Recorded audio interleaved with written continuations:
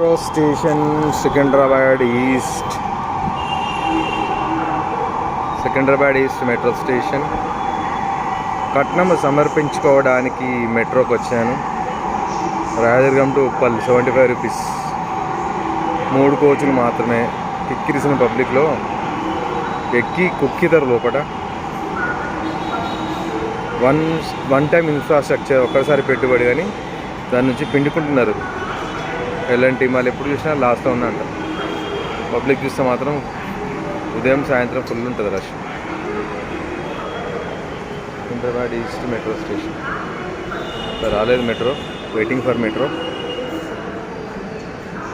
And viewers, how are you all viewers?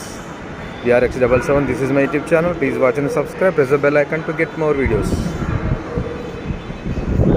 This is Secunderabad East Metro Station.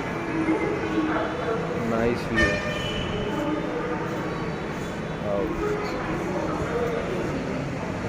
రితివెల్ bus stand పక్కన blue sea hotel. ఇక్కడే ఒక cup tea తాగాను ఇప్పుడే. 1994 నుంచి ఇక్కడే బ్లూసీలు. ఇక్కడ వస్తే మాత్రం ఖచ్చితంగా టీ తాగుతాను బ్లూసీలో. ఒక టీ, ఒక పఫ్, మైండ్ మొత్తం ఫ్రెష్ అయిపోతుంది. 94 నుంచి మరి లెక్క పెట్టండి ఎన్ని సంవత్సరాలు అయింది. చాలా బాగుంటుంది అబ్బా. ఇక్కడ వస్తే మాత్రం ఖచ్చితంగా బ్లూసీలో టీ మాత్రం మర్చిపోను అసలు. చాలా బాగుంటుంది బ్లూసీలో టీ. మీరు కూడా ట్రై చేయండి, మైండ్ మొత్తం రిఫ్రెష్ అయిపోతుంది.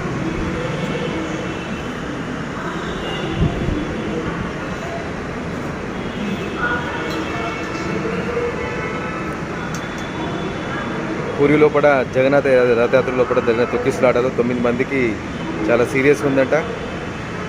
600 మంది కంటే ఎక్కువ మంది తొక్కిసలాట జరిగిందంట.